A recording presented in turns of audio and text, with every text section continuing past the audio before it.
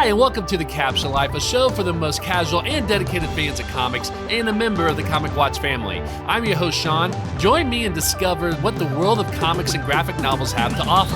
From one-on-one interviews with industry professionals, roundtable discussions with passionate fans, and reviews on the latest comics, TV shows, and movies.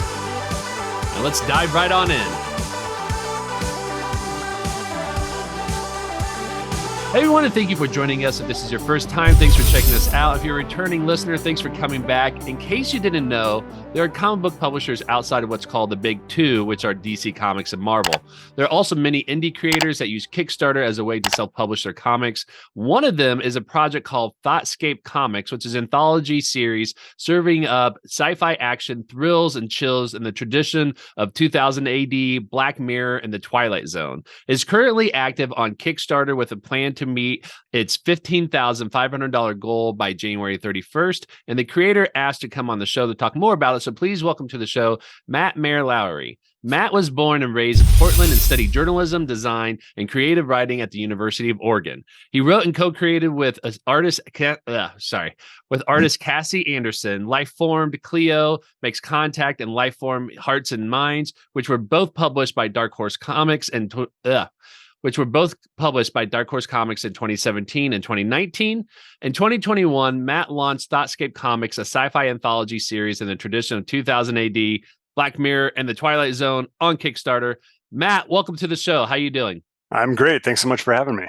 Yeah, thank you very much. I appreciate you reaching out and asking me to come on the show. I love to support indie creators as much as I can. I know this has been kind of a discussion, I think, that took over a couple months, and I appreciate you just kind of hanging in and bearing with me, because I know I had a lot of stuff going on. I'm glad I was able to get you on before your Kickstarter end, which, how long has it been going on now? We're like almost right in the middle. We've been going for, let's see, we had 28 days. So I guess we've been going for about 13 days or so. So a couple weeks and just over a couple weeks left. Gotcha. Awesome. Yeah. Good. And, with ThoughtScape Comics, I know we talked about some of the things that you've done before and all that. Is ThoughtScape Comics, it's volumes 1 and volume 2, but there's supposed to be a volume 3 coming out as well too, right? Yeah, actually, with the Kickstarter right now, if you happen to pick up the first volume when we Kickstarted it a couple of years ago, you don't need to pick that up again. You can just get 2 and 3. And if you want all 3, you can get all 3. Or if you just want 3, you can get 3. We got every kind of permutation of packages there for you to pick up. Awesome.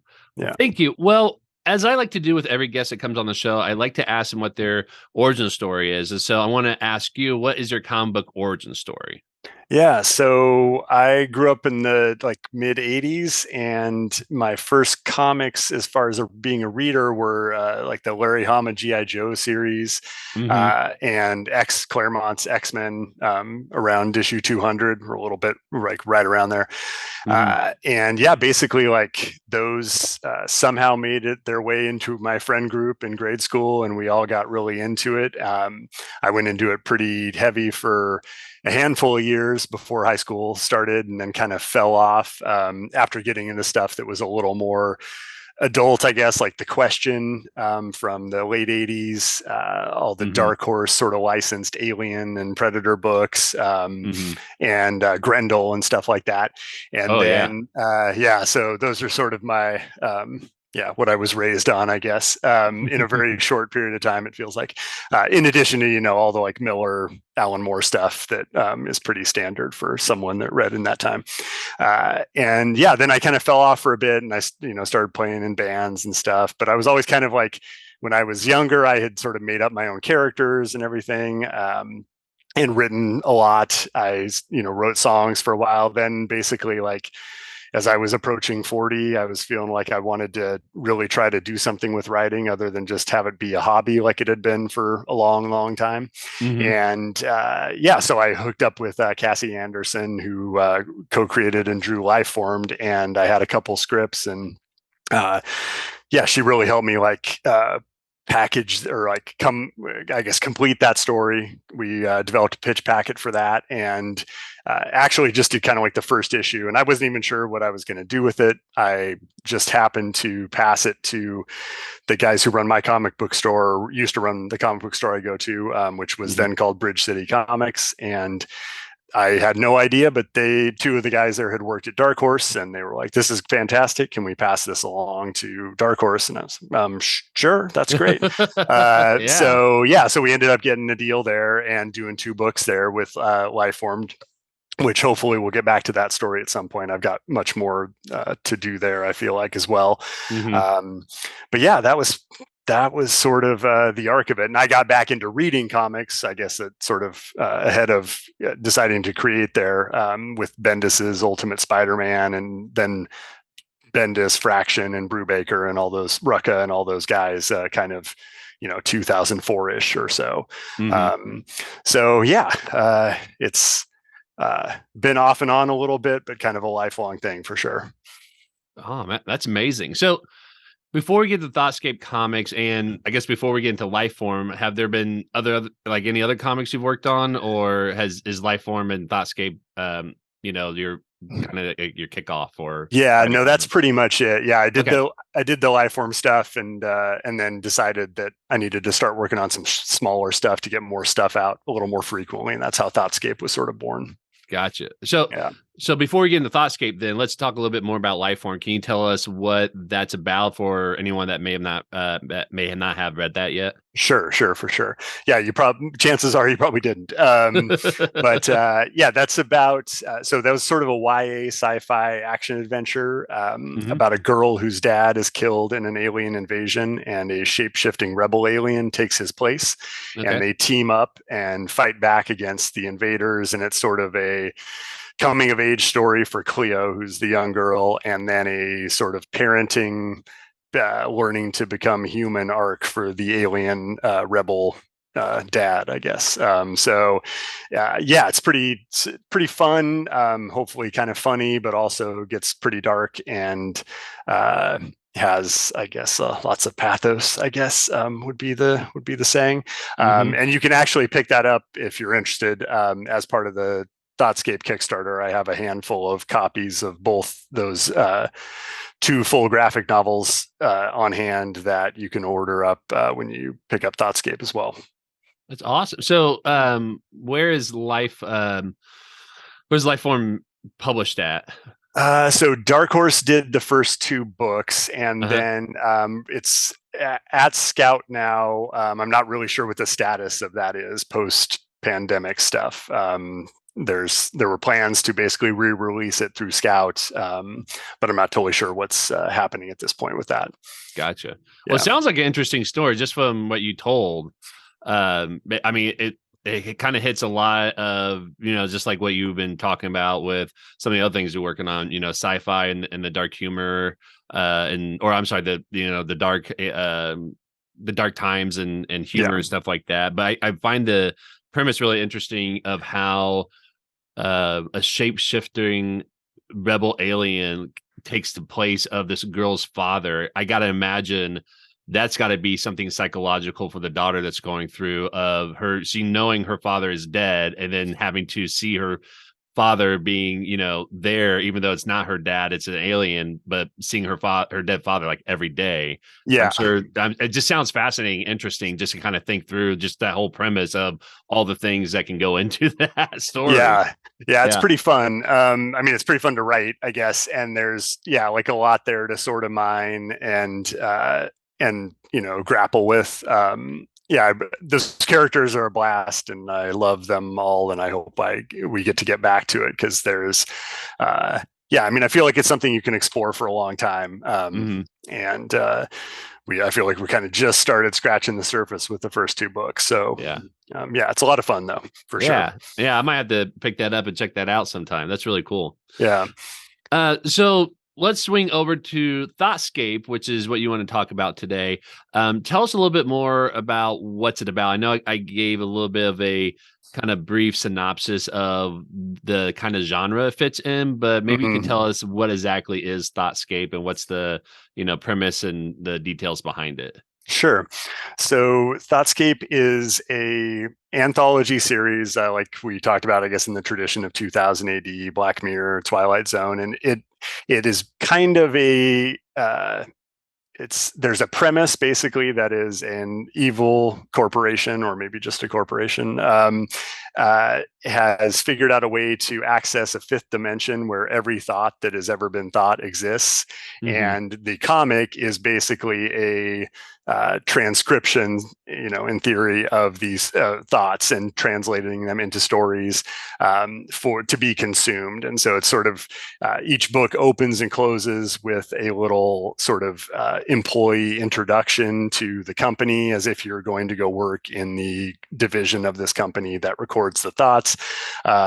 And then each issue has 4 stories, 2 of which are ongoing, 2 of which are standalone, that basically just take place in a very loosely shared universe where Life Tech, this company, exists, and Mm-hmm. where we're dealing with basically, technology related, or I guess dark sci-fi themes along those lines. And really trying to mix it up story to story. Each story is written by me, but drawn by a different artist. And we're basically trying to just kind of be able to tell any story that we want, sort of within this framework. Mm-hmm. Similar to how in the Twilight Zone, you might have a straight up comedy one week, and then you might have a really depressing, I don't know, eco horror tale the next week or something. We really want to like mix it up, both style comic, or art wise and story wise, and have a lot of variety in there. And it gives me a chance to work with tons of great artists every issue, which is fantastic. So Mm-hmm. so we've got everything from something that might take place in the past to something that takes place in the far future, everything in between. Stuff that's sort of like a little bit in the alien sphere, and stuff that's a little more straight up satire. So Right. it's hopefully a lot of fun, with some terror and cool concepts along the way. Yeah. Well, and just as you said, it's a little bit of everything, which I think is really cool, and we'll get to the thought process behind that in a little bit. But one of the things that really stood out to me, as you had said, is that the art is really fascinating for a number of reasons. You have I think multiple artists that's working on these, because it's a series of stories that's told by different people, and so it's kind of their own self-contained story that's happening in volumes 1 and 2. Yep. And one of the things I really liked about it is that, just as you had described, it reads like a digital brochure, as though the reader is going through and applying to work at this company, basically. And I gotta say, one of the nice touches that you had in there is that you had a QR code that someone can scan in, and then it takes them to a website that I forget what it was, but it's almost like setting up something that seems like it's actually happening in the real world right Yeah. now, which is really cool. I think that was a really cool touch, because that's a Cool. really interesting way of thinking about how to get people to engage in the comic, other than just simply reading it. And so I remember seeing the QR code. I'm like, oh, I bet you that leads to something. I did. And it's just really cool to kind of play around with how to get people to just, experience the story that you're trying to tell. Yeah. So, and thinking about that, what were some of the plans and design decisions that it came to making ThoughtScape when you were thinking about digital brochure? Can you tell us a story about how you all came to making those decisions? Were there certain things that you wanted to make sure you wanted to do when it comes to, the design, the layout, and the artwork of ThoughtScape and all that? Yeah, for sure. So I have a really good friend who is a fantastic graphic designer.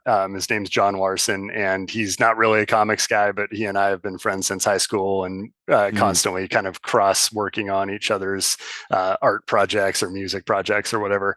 Mm-hmm. So I knew if I went to John and just asked for some really cool branding, like a great logo, and then kind of like a visual kit of elements that I could work with, that Mm-hmm. I would get something awesome. And I'm a designer as well, but I'm more of a corporate UX design type of person. And so Right. I lay out pages all day long, but I'm not as good as he is at coming up with like these just cool looking stuff. So, Right. so I basically got this stuff from John, and that was fantastic to start with. And then I went to work on basically coming up with how the page is laid out, how it turned into a comic, the stuff that I know more about. Definitely, taking a lot of cues from like Tom Muller and the House of X, Hickman type of approach. But I also wanted to really like be informed by the sort of the text, intro text little chapters that are like in Dune, in the novel. Grendel has a lot of sort of going back to the 80s Matt Wagner stuff. Like he would make really rich, he would build a really rich world out around all his projects. And so Grendel was another influence there, where I wanted to have sort of this extra text content coming in. And then we've got a lot of like satirical ads that are really informed by like my love of RoboCop and Starship Troopers. So, like little interstitial things between stories. It'll be sort of like a dividing page, because I wanted, one thing with anthologies that's always just slightly nagged at me comics wise was making sure I know where the stories end. I don't know why that was really stuck in my head, but I wanted to make sure we had like these nice kind of like demarcating pages. Each story has a cover to it. So as you're flipping through, like you're very clear that, okay, here's a nice big image that I can use for promo that is also a cover in the comic itself. And then like maybe there's a fake ad there that kind of like gives people a little more taste of the world. Yeah, so that was a lot of it. And then the QR code stuff, which I play with a lot in the fake ads, is to try to, all this stuff when you're doing your own big comic projects, you have like, years and years of ideas if you are lucky enough to possibly be able to work on them. So my hope with the QR code stuff and building out some online things was to lay the groundwork for you, like you said, that maybe, so while ThoughtScape kind of takes place in the future, in my mind, a lot of the nefarious technological things that are happening right now. And so we could kind of like track this back to our time. And so you can QR code and maybe go to what was a website in our time, but in the ThoughtScape time is now some, employees screaming for help on this old marketing website channel, that kind of stuff. So that kind of thing I would definitely like to do more of. And like you said, it makes for like some just fun engagement. And, I like back in the olden times when Lost was a big thing on TV, they had like their whole campaign around Oceanic and the Dharma Initiative and all this online component. So there was some inspiration from that as well. So just kind of, I just wanted to pack it, like kind of stuff it full of fun stuff. Also, because I know on Kickstarter, when you're self-publishing, you've got to like ask folks to kind of pay a premium for stuff, because you've got more, it's just more expensive for you to put something out than it is for Marvel to put something out. So I wanted to make sure that each issue felt like it was really worth the money, from cover to cover. So I really wanted to pack it full. Yeah. Going back to what you were talking about, where you said you want to make sure that there is a clear ending to the story when someone's reading it. I think of it as kind of like when you watch Saturday Night Live, basically, is, these stories are like the sketches, and then they'll have these little comical commercials or clips in between. And that's very much how this reads. And I think you all did a good job of making that clear start and ending for the story, and then putting in, just like what you said, an ad, or maybe I think there's one thing that was probably like a pull out, maybe not from a diary or something like that, but I remember it was a little bit different than an ad. But yeah, it was a really cool and neat touch. It kind of, again, it fits really well because you're reading it almost like in the frame of some sort of brochure that you stumbled on, a journal or something like that as well too. But because it has that sort of design frame around that, it really holds together and makes a lot of sense to do it that way. Cool. Yeah, that's right. I think that That makes a lot of sense. The Saturday Night Live thing is cool. That's a good comparison. I mean, Yeah. the other thing is like Watchmen, right? I guess another Yes. easy comparison with the text stuff at the back. And when I read Watchmen the first or most of my life, I read it in the trades, so it was always like having those nice, like, okay, this is the end of the chapter. But you always get the cover and you always get the back matter. So yeah, Right. Yeah. yeah, Yeah. Well, and it also likens to Starship Troopers, even though it's not an anthology, they have those little commercials like throughout the yeah, movie, those little, recruiting, what's the word I'm looking for? Propaganda pieces, yeah, yes, so yeah, yeah. yeah. So as we mentioned, this is an excuse me, let me try that again. No problem.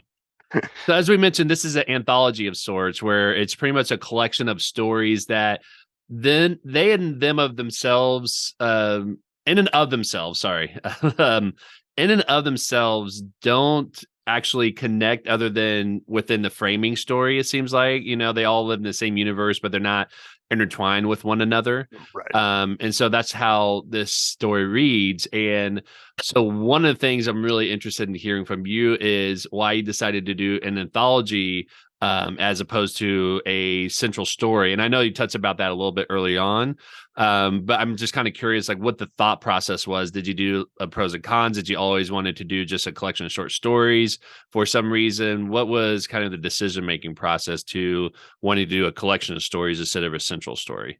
Yeah, it was sort of a little bit was practical. I was really interested after doing Lifeformed, and I basically did like 200-page graphic novels sort of like out of the gate was what I worked on. Mm-hmm. And after that, I was really interested in doing what everybody tells you to do when you get into comics, which is start with short stories. Right. And so I wanted to do that. I wanted to work with like working with Cassie is fantastic, but I felt like to grow some, I really needed to work with more people. Mm-hmm. And so the short story format, if I found somebody different for each story, it made it a really, simple, clear cut way to get a lot of experience with a bunch of different folks. Mm-hmm. So that was a sort of like a practical concern, and really ThoughtScape came about with a couple of the stories in the first and second issue. As I was working on those and writing them, I just noticed that they like had some shared themes to them. Mm-hmm. And then I was like, oh, the company that exists in this one could exist in this other one, and then they could be this sort of loosely tied together thing. So that seemed cool. So I just kind of did that. So I don't know, more to amuse myself, I think, than anything else. As a child of Blade Runner and Alien or whatever, it's like, is the UI of the car in Blade Runner the same UI as the ships in Alien? That whole, so Right. I just wanted to play with that. And then yeah. So as I did that, I think the thing I realized was that there's a lot of power to the short story when you're thinking about from a, I guess, more narratively, less practically. Like when you're thinking about it, you can really like pull off some quick, really human stories in the short Mm-hmm. story format, Mm-hmm. and explore what I feel like sometimes doesn't get explored a lot in comics in the sci-fi realm. Stuff that you see more in, like Philip K. Dick books, or more like novel or prose oriented sci-fi, sort of like the human interactions and little human costs of interacting with technology as things go kind of crazy. Right. And so I felt like some of that stuff is really interesting at the micro sort of human level, that where maybe it doesn't support an entire story, like a long story arc, Mm-hmm. but like how you, like, one of the stories is basically about how does technology inform this one guy processing his grief over his dying spouse, for example. And so like that would be a lot to put on a big long arc, but like to have a 7-page story where you like get to explore that a little bit is very doable. And so as I started to get, in my mind, like better at doing those stories, it felt Mm-hmm. like, oh, this is pretty interesting and something you don't see a lot, where it's like I get to see just how a couple little turns here in some person's life can be affected by these forces. And so Hmm. it became pretty interesting to me on a narrative front. And then in our ongoing stories, it's I try to do basically like that same thing, but also to have then like some longer story arcs. But the other thing with that is that as a self-publishing person, it's you never know how far you're going to get, and Right. so trying to make trying to figure out what morsels in an ongoing story are going to be like a good digestible amount for somebody on like both a per issue thing and then in an arc is something that I feel like I'm still sort of learning, but Hmm. hopefully it's got kind of like a mix of both things, the long arc and then the little bit of human stuff as each sort of story progresses in each chapter. Now, are you the person that's writing all the stories, or there's other authors? Because I know there's other artists on the Yeah. project, but are you the only one that's writing the stories, or there's some other ones? Yeah, no, they're all written by me, and then each Okay, artist is, or each story is drawn by somebody else. Yeah, or drawn gotcha. by different people. Yeah, Okay, yeah, cool. yeah. So again, just to kind of reframe what the project is about. So the whole story is framed around how there is a corporation that figured out how to tap into people's thoughts, both living and dead, as that fifth dimension. Which I'll be honest, reading that, it's a very bleak picture of the future.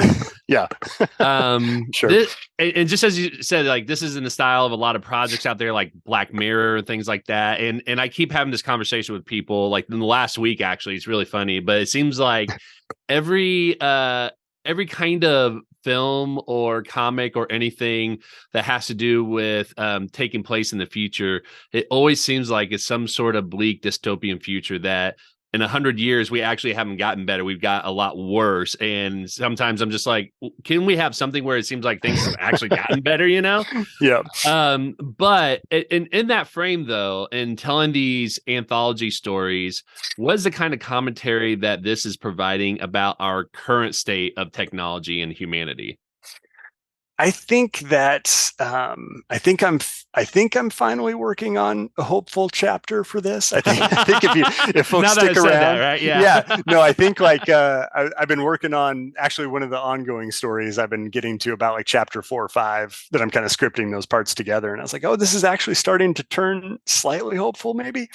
Um, yeah, no, I mean, I do think I do think it's a uh, there's a lot of bleak stuff going on right now, so it's Hmm. tough to find the non bleakness. I guess, yeah. So I think commentary wise, I guess if I have a hope, and hopefully this is sort of what maybe will leach its way into those upcoming chapters, is Hmm. that by like thinking a little bit more about stuff before we do it. Hmm.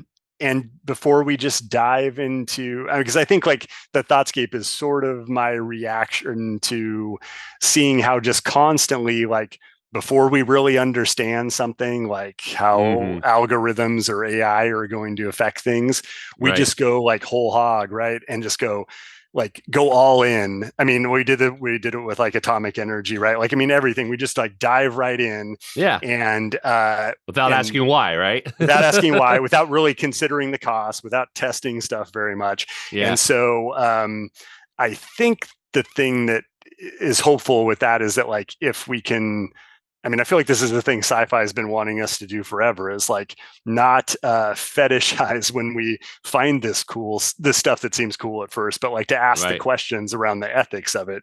Right. Um, so I guess that's we're trying to be sort of in the tradition of that, but also I guess just like if we think about how that will affect our humanity, maybe we think about it and make a different choice. Hmm. Um, yeah, I think that might be what I've got on this front. But I think that because like if we think about how things will affect not only ourselves but others, I think that's something that's always missing from the conversation. Like Yeah. for a lot of us, most of the changes that take place are not super impactful, right? Or like they Hmm. don't like drastically affect our lives. But if you're talking about different stratas of society. Like if we go AI on a whole bunch of stuff where a bunch of people lose jobs, that's not very cool. So we Right. should maybe think about that. And yeah, so I hope I'm working towards that. But I would say like that's a hard thing to grok, and a hard thing to have it like make its way into your writing. Mm-hmm. I think it's a good challenge, but yeah, I think it might be a little bit before I get there and figure out how to make it compelling. Right.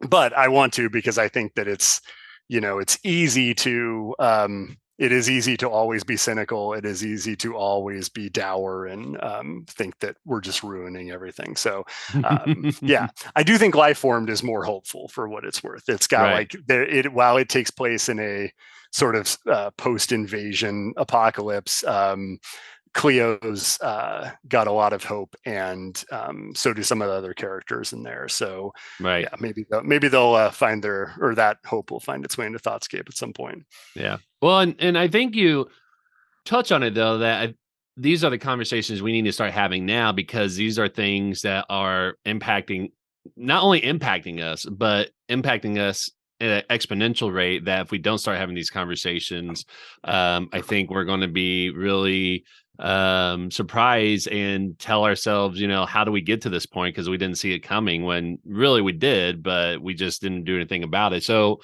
for example, for the comics industry with the AI art that's been Yeah, hitting around and making its way, as I don't necessarily want to say trend, but it's been trending on social media at least. sure. I know that there's these chat bots that now, if you give it certain prompts, it'll actually create a very elaborate, almost human-like response to those prompts that you probably couldn't tell that it was written by an AI or computer. And so these are things that we're just kind of diving in, head first, without asking what are, just as you said, the implications of doing these things. And is there a danger of going down that road? Not just, are we going to put people out of the jobs? Because I think we always tend to adapt to, yes, people will be out of the jobs, but then, those kind of jobs will adapt to, learning new skills and stuff like that. But it does ask, at what point do we reach the self-autonomous level of, we have all these things to do our jobs for us, and now we don't have things to do,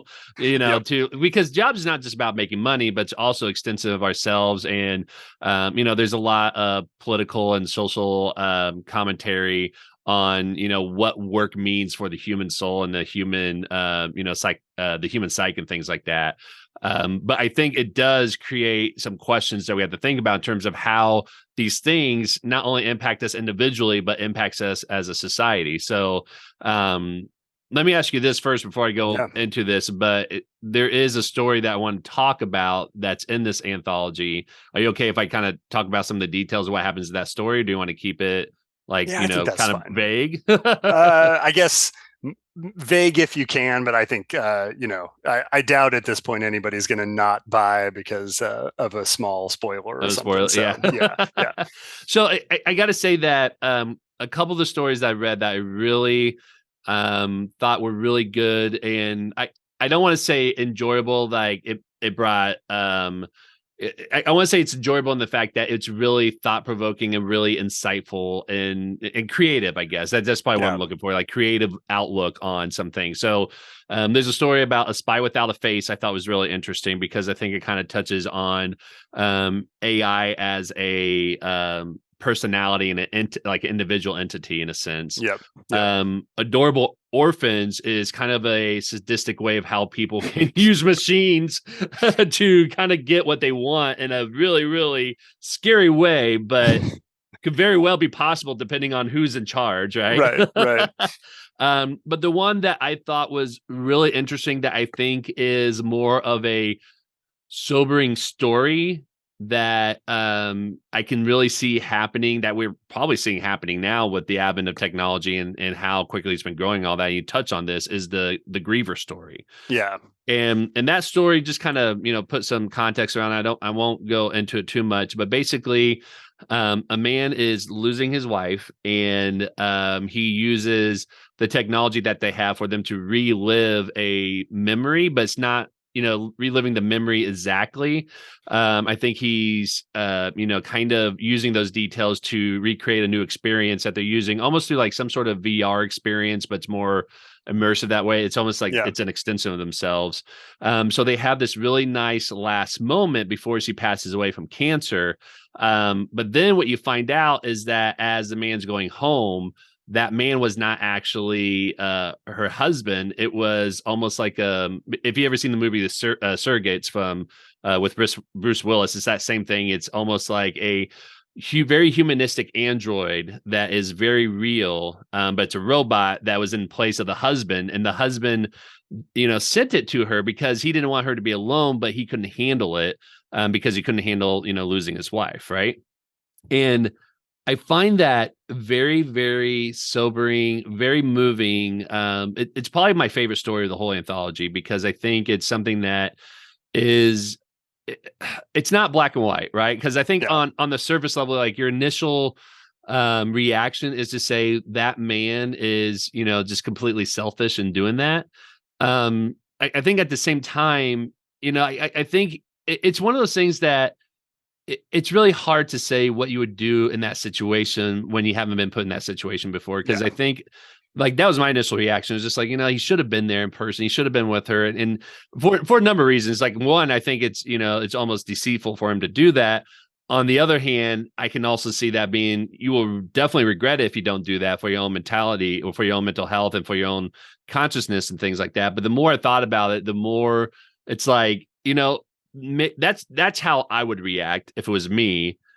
But for that person, I mean, maybe they wouldn't be as calm or as, together if they were there in person and they didn't want that to be, the last experience for that person. So I thought it was just a very interesting philosophical story to think about how technology can really really change the reality that we're living in and create these experiences that's almost false on the surface level, but can also be, it's that level of questioning, what is humanity and how does technology role play in that? And I think it's just really an insightful way to think about. This is the initial, surface level reaction to think through it. But then as you think more and more about it, where is it at really? And I think, I'm not going to talk about what happens at the end or anything like that, but I think, there's some nice touch about, it's just a nice commentary on how technology can really be pervasive, but also helpful and supportive at the same time. And it's just a fascinating story. It's something I'd never really thought about in terms of like how we can do that, but I could see that actually happening, that people might want to have that as an option because it'll be really tough for them to go through something like that. Somebody that just lost, we just lost our dog a couple of months ago, and it's been one of the hardest things that our family has gone through because it's like a very beloved dog. I'll be honest to say that I still like lose sleep over losing the dog and things like that. And my wife and I had a whole conversation about if I should be there when he, passes or not because of what happened to our dog last time or our previous dog. If I should be there or not. And honestly, what we talked about is she was going to take him in to go do the procedure, that I would go to a coffee shop and try to get my mind off of things like that. But when she took him in, I like literally, and I think this is the first time I told anybody this actually on this episode.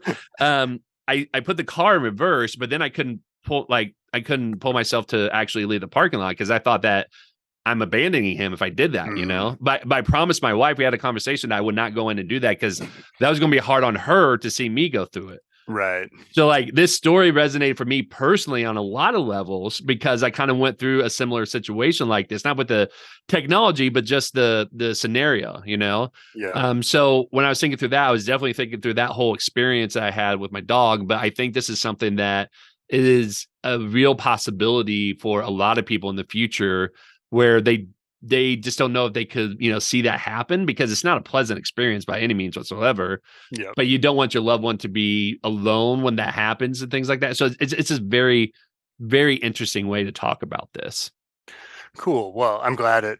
Yeah, I wish you. I'm I sorry. wish I you know I hadn't have talked a to. No, lot. Yeah. that's fine. I wish you hadn't have to go through that, but I'm glad that. I guess that it helped you. I mean, if it. Yeah, I'm glad it made you think about that. I guess that it evoked that. Hmm. Yeah. I mean, we've had a couple like losses in our family or around our family, and it was so that was definitely on my mind. Hmm. And I mean, that's probably, I feel like, the most effective story that I have written, Hmm. possibly ever. So, It's yes, definitely I my guess, favorite, yeah, like for so many reasons. Like there's some really good stories in there, but that one it hit home not just because of my personal experience I've had, but I think that's the one that it's like this encompasses all the questions that we need to be asking yeah, about humanity and technology at the same time. Yeah. yeah, totally. Well, and I mean, it even gets to like what you were talking about with the chat. I forget what that thing's called. Yeah, like Chat The GPT or something chat like G. that. Yeah, there you go. Yeah. Like it even gets to that, right? It's like what if we can synthesize experiences. I don't like Hmm. where do we I think this is one of the things where it feels like we should really ask ourselves a bunch of questions before we start standardizing this stuff. And I Hmm. actually was just talking, so I work in technology as my day job, and which is where a lot of I get scared a lot, and then I have to come write about it. But Yeah. like I was just talking to somebody the other day who was talking about how I can't remember what it was, some news outlet, like 70% of their stories were now being written by this thing. And it's just Oh like wow. it's and maybe that, like, if you're just talking about like clickbaity articles about movies or something, it's probably not, that in of itself isn't necessarily bad, but like, is Hmm. anybody, if something gets such institutional adoption like that, Right.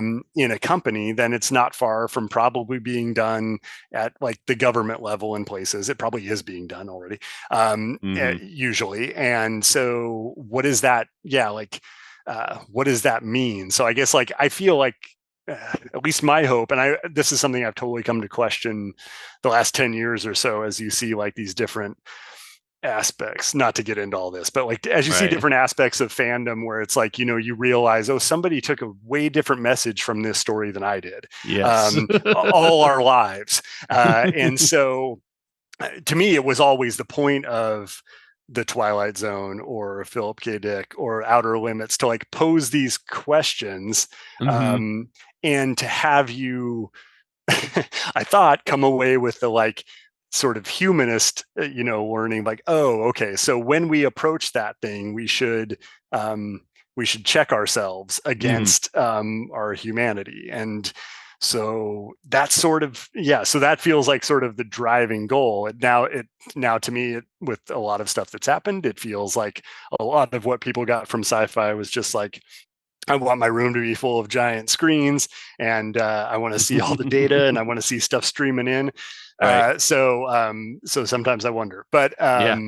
yeah. So I mean, I think like asking those questions, and I think like that story also gets at what I hope like I can continue to get at, Mm, more and more, like the I guess the human cost of asking and not asking those questions, and right. what does that do to us over time? Yeah, because it seems like it could do some not great stuff to us, but it could be helpful too. I mean, I think that's an interesting thing that I probably don't consider enough, is like, what is the I think in that same discussion I was having the other day, they were talking about robot farmers that were going to basically be Mm, farm drones of some kind that could go plant to plant and right. assess the conditions and treat the plant, plant specifically, versus doing some kind of just pesticide spray over an entire field. And like, okay, that seems good. Right. I also worry something could go wrong, but like, if I try to take a more optimistic approach, what does that mean? So I think Right. that there's definitely something there, that Yeah. makes me want to pay more attention to, like, I think like what you said, the it's not just the negatives, it's the how do those negatives and the positives sort of meet, Hmm. and what answers are there. So yeah, Yes. Agree. Yeah. yeah, Well, this has been a great discussion about ThoughtScape. What else do you want us to know about the comics? I know we talked a lot about it, so if there's nothing else you want to add, that's totally fine. But I want to make sure that I give you some time if there's anything else that you want people to know about with the comics, whether it's the story or if it's more about the Kickstarter or plans for anything like that. Anything else that you want us to know about it? Yeah, I would just say, like, if you go to check it out, or even if you don't think you can back at this point, I do have a list of and links to the whole creative team up there. There's some great art, and they're all great. All these artists are fantastic, and whether you back it or not, I would recommend like scrolling down to the creative team thing, or just going to thoughtscapecomics.com and following the links to go follow these people on Instagram and Twitter and stuff. It's a like 15 plus people crew of fantastic artists. Each issue has a cover by an artist that's not a part of the issue. So you're getting at least like 5 artists worth of work in each issue of the comic. But yeah, these folks are incredible. And all except Jacob Edgar, who actually drew the Griever that we were just talking about. He's now working with Brian Michael Bendis on a series called The Ones for Dark Horse. But other than Jacob, I think right now most folks are just in the indie realm. So you if you come here and find them now and follow them now, you will hopefully see them when they maybe make a break in something other than ThoughtScape as well, because they're all fantastic. And yeah, I would just, and I also on thoughtscapecomics.com or on a podcast that I've got running, I've got interviews with most of them where it's just them and I kind of talking for a half hour about stuff. So yeah, that's a great thing to check out too. And in the spirit of less AI, more actual artists, I would say follow those folks and support them if you can. If you're more of love movies and stuff, a little more mainstream stuff, Tyrell Cannon just put out a really cool Ashcan like short comic that he did for Inktober of like an aliens story. Oh, cool! So it's fantastic. And Tyrell's he did Spy Without a Face that you were talking about earlier. Yeah, he's a action master. So yeah, I haven't read it yet. Just came in the mail the other day, but I've got his little mini that he put together for that. So yeah, there's all sorts of great stuff like that you can find, and you could easily put together a good month of reading a bunch of good indie stuff. So yeah. Well, and I'll make sure to link the Kickstarter and the website to the show notes as well too. Cool. So if anyone's listening and want to check it out, just go to the show notes and you'll be able to get a direct link right to it. So cool. Yeah. And then I guess if you are a original art person or something, some stuff that'll really help us out and would be cool as well is we've got commissions from 3 of the artists available as part of the campaign. So nice. You can get some original art on your walls. And I think we've got between the 3 artists, we've got probably like 20 some spots left. So plenty of room up there if you want to grab some. So that's awesome. Yeah. Cool. Yeah. Awesome. Well, thank you, Matt. So what I like to do is end every episode with the guests on talking about the comics that we're currently reading. And usually I also include our audience to share what comics they're reading. But because we're actually recording this a little bit earlier than I usually do, I didn't have a chance to ask people what comics they're reading. And so I'm not going to be able to include outside of us any comics that people are currently reading. So I apologize for that ahead of time. But I wanted to go ahead and start with you, Matt. What are comics that you're currently reading, if at any? If you're not, that's totally fine, because I know sometimes we get busy and all that. But what comics are you currently reading right now? So probably my biggest thing I've been into this year has been Human Target by Tom King and Greg Smallwood. Yes. Yeah. I have not read it yet, but I've heard nothing but great things. And my former co-host, I was just actually talking to him today about this, and he got the first trade paperback, and he's really upset because he's one of those people that he wants to just sit and read it all in one, and so he's got to wait for the next volume to come out. Right. But he loves the story. Like, that's why he's upset, because he wants the rest of it, because he absolutely loves the story. So I've heard nothing but great things about it. Yeah, my dark secret, because my reading to be read stack is so tall and I've got Yeah. multiple stacks all over the house, is that every Oh time a yeah. new issue of Human Target comes out, I go back and reread the entire thing up to that point, because I don't want to miss a detail. Yes. And it's totally fun. It reads kind of as fast as you want it to. You can look at the art Hmm. for days, or you can kind of go through it, and after you've read it 7 times, you can go through it pretty quick. But yeah, so I'm loving that. Tom King is one of my favorites and has been for quite a while. Yeah. Copra by Michel Fiffe. I don't know if it's a little bit Mm. more of an indie book. He did a Hmm. run of it at Image, but he is back to self-publishing it, and it's his very idiosyncratic, amazing take on sort of like the Suicide Squad of the 1980s. Uh-huh.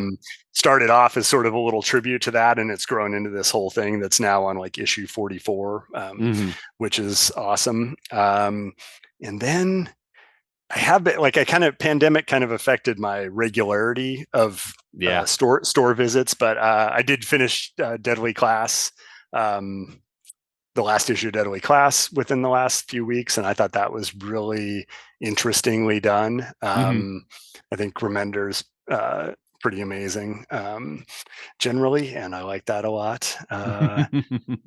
Yeah, I feel like there's other stuff too, but that's probably the main stuff that I'm going to say that now, and then I'm going to look around. I have also been trying to dig up older things that I missed in the 80s, and like when I was, I don't know, when I was very locked into my X-Men realm, I missed like Swamp Thing or something like that. So I've been trying to Right. go back to some of those classic runs. And yeah, and I know is Street Angel by Jim Rugg was the other thing that I'm really looking forward to. He did the Hulk Grand Design that came out from Marvel this year Hmm. or last year, and his indie book Street Angel is super fantastic, and he just announced a new one's coming out through Image pretty soon. So Nice. yeah, Awesome. No, those sound really fantastic. I gotta say, I think I've only heard of a couple, and the rest are brand new to me. So, cool. but that sounds really, really interesting. So, um, for me, so talking about unread piles and stuff like that, like Yeah, the two stacks you see back here.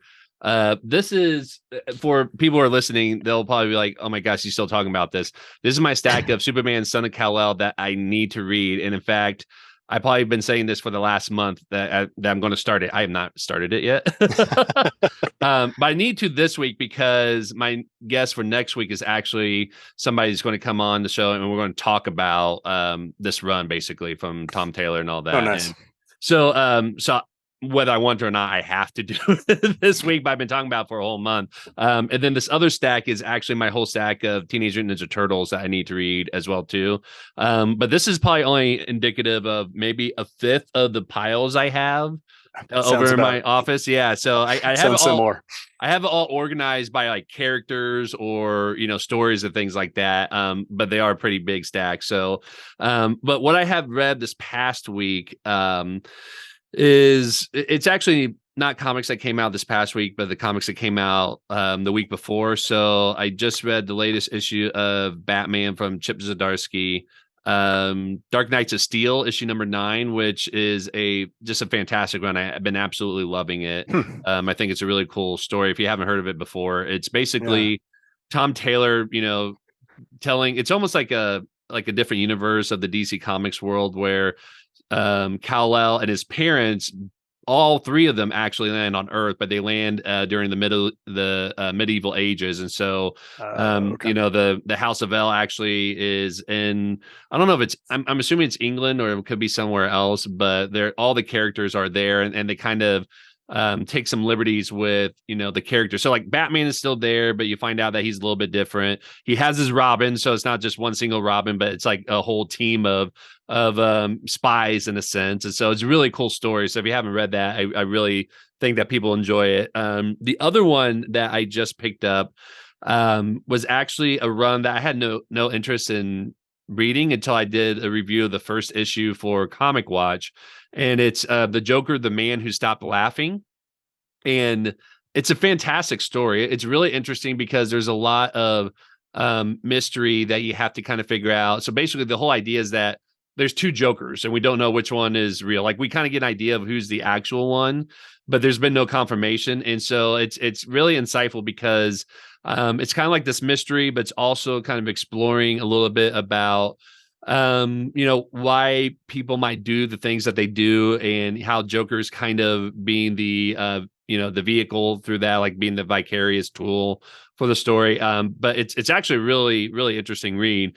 But everybody may have heard about this run because this is actually the whole controversial panel of like Joker's pregnant type of thing. This is the issue that came through. Okay. And long story short, he's not pregnant, Right. by any means whatsoever. In fact, if you actually read the story, it's a backup story. So it's not even part of the main issue. It's a backup story. And clearly, like each of the issue, they had the backup story where something crazy happened. Like I think in the previous issue, Joker got cut in half by a train. And so to fix him, they actually gave him gorilla legs. I think they stole it from the character Jackanapes. Okay.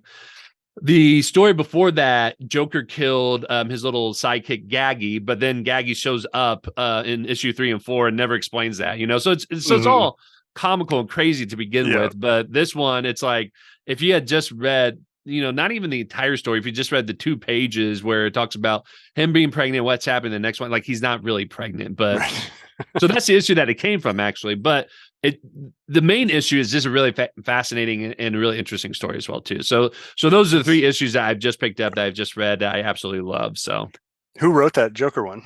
Oh, I knew you were going to ask me that, and I can't remember on top of my head. Okay. It's an author that I can't. I don't think I've read any of this author's work before, if I remember correctly. I'll guess I can't remember. I'm sorry. Let me see if I can look it up real quick as we're talking about this. I'm pretty sure it's not one that I'm pretty sure it's not one I've seen before. So let me see here. Wait, hold on here. I'll probably have to edit all this out. Okay, here we go. Yeah, that's fine. It is Matthew Rosenberg. Okay, it is. Okay. Yeah. So I say I probably haven't read his stuff. I'm now thinking about it, I probably haven't, did not realize it was his thing. Yeah. Because he's actually written quite a bit now that I look at that name and everything. I was like, I'm pretty sure I've seen that name before. But the art is by Francesco Francavilla. I don't know if I pronounced that. Yeah. That's a very, very popular artist. So it's fantastic to say the least. I'm not a Joker solo comic kind of person, but when I read the first issue, I was hooked. I was like, I got to keep reading this. So that's cool. Yeah. So nice. Well, Matt, thank you very much for coming on the show and for talking to us about ThoughtScape Comics. I wish you the best of luck with the Kickstarter. Before I let you go, where can we find you and your work online? Yeah. So ThoughtScapeComics.com, you should be able to find links to pretty much everything. And then the campaign is at ThoughtScape2023.com. And you can find me on Instagram and Twitter at Matt, MATTML PDX, like the Portland airport. And I've also got a ThoughtScape page on Facebook. If you search for ThoughtScape, that should come up. So awesome. Should be pretty much everywhere. Yeah. And I'll make sure to put those in the show notes as well too. So cool. All right. Thanks so much. Thank you. Appreciate it. Yeah. And that wraps up another episode of The Caption Life. Don't forget to hit the subscribe button. You can follow us on social media at Caption Life. For more information about us and all of our previous episodes, visit thecaptionlife.com.